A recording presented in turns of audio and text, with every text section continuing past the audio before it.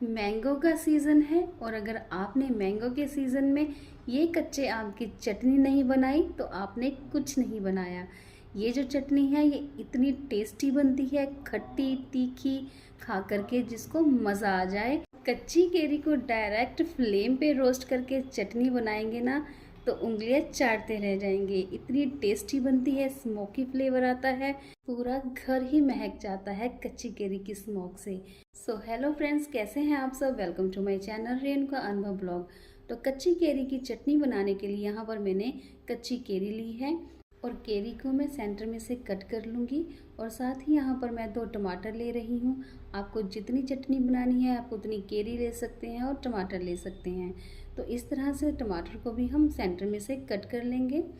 तो अब यहाँ पर मैं गैस की फ्लेम ऑन कर लूँगी और ये स्टैंड रख दूँगी। इसी के ऊपर हम डायरेक्ट टमाटर, कच्ची केरी और लहसुन, हरी मिर्च सबको रोस्ट कर लेंगे।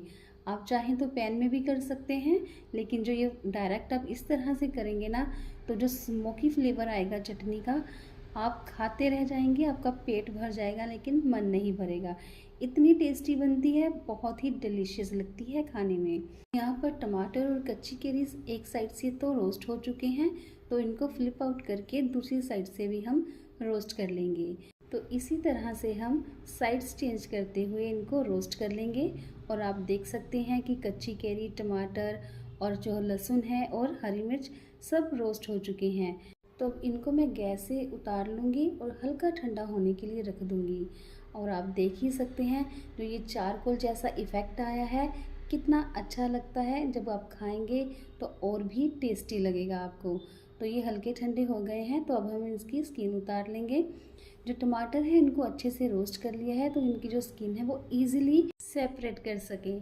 तो याद रखिए, हमें टमाटरों को इसी स्टेज तक रोस्ट करना है कि जब हम इसकी स्किन को रिमूव करें तो हमें दिक्कत ना आए। तो इसी तरह से सारे टमाटर की मैं स्किन उतार लूँगी। तो ऐसे ही सभी टमाटरों से हम स्किन अलग कर लेंगे। ऐसे ही सभी हरी मिर्च से भी हम स्किन को अलग कर देंगे। जो ये चारकोल वाला इफ़ेक्ट है ना, बस उसके ऊपर से हल्की हल्की हमें जो ब्लैकनेस है वो उतारनी है। ये कच्ची केरी की जो चटनी है, आपने अगर एक बार बना ली तो हर बार इसको बना के रखेंगे। आप इसको बनाकर स्टोर भी करके रख सकते हैं। तो यहाँ पर मैंने कच्ची केरी से और जो लहसुन है उससे भी स्किन अलग कर दी है। अब मैंने 1 चम्मच जीरा लिया है, उसको मैं कूट लूँगी। बिल्कुल बारीक कूटना है जीरे को हमें।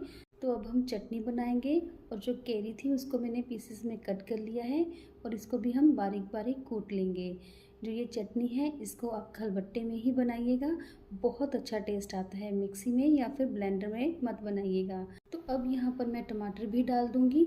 और ये टमाटर इतने जूसी थे कि जैसे ही मैंने कूटना शुरू किया सारा रस बाहर आ गया। तो चलिए कोई बात नहीं, हो जाता है कभी कभी। तो यहाँ पर मैं फिर से इसको कूटना शुरू करूँगी। तो चलिए फिर से मैं टमाटरों को कूटना शुरू करूँगी। तो ये जो टमाटर हैं इतने जूसी हैं कि इनको मुझे बहुत आराम आराम से कूटना पड़ा।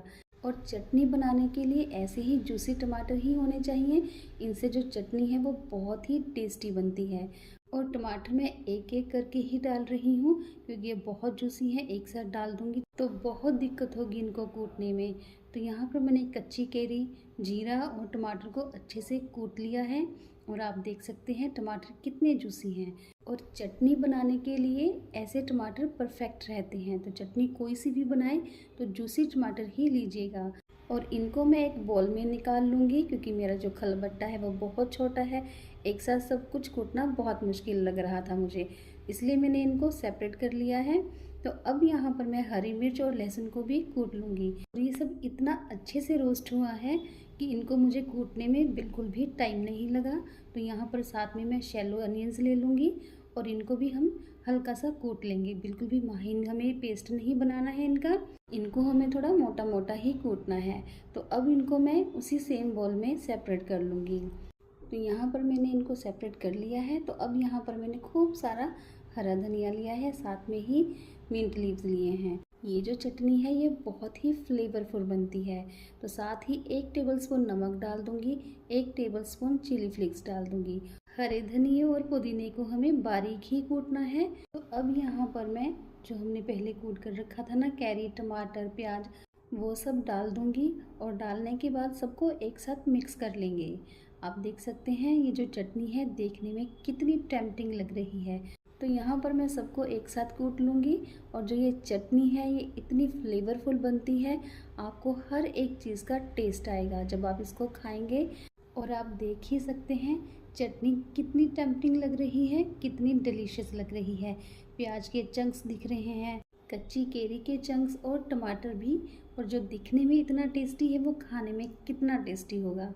तो यहाँ पर मैं इसको एक बाउल में सेपरेट कर लूँगी। आप इस चटनी को पराठों के साथ खाएं, रोटी के साथ खाएं या फिर चावलों के साथ खाएं, जिसके साथ भी खाएंगे आपको खाकर मज़ा आ जाएगा। इतनी टेस्टी बनती है ये चटनी। तो इस चटनी को एक बार ज़रूर से ट्राई करिएगा। आप इसको बनाकर स्टोर करके भी फ्रिज में रख सकते हैं। इतनी टेम्पटिंग, इतनी टेस्टी चटनी एक बार खा ली, बाकी सारी चटनी खाना आप भूल जाएंगे। मतलब बनाना तो आप सोचेंगे भी नहीं, हमेशा कच्ची केरी की चटनी ही बनाएंगे। तो मैं तो इनको चावलों के साथ खा रही हूँ। आप किसके साथ खाएंगे मुझे कमेंट बॉक्स में ज़रूर बताइएगा। ऐसी ही और इजी रेसिपी देखने के लिए मेरे चैनल पर बने रहें। तो मिलते हैं नेक्स्ट वीडियो में। Bye bye.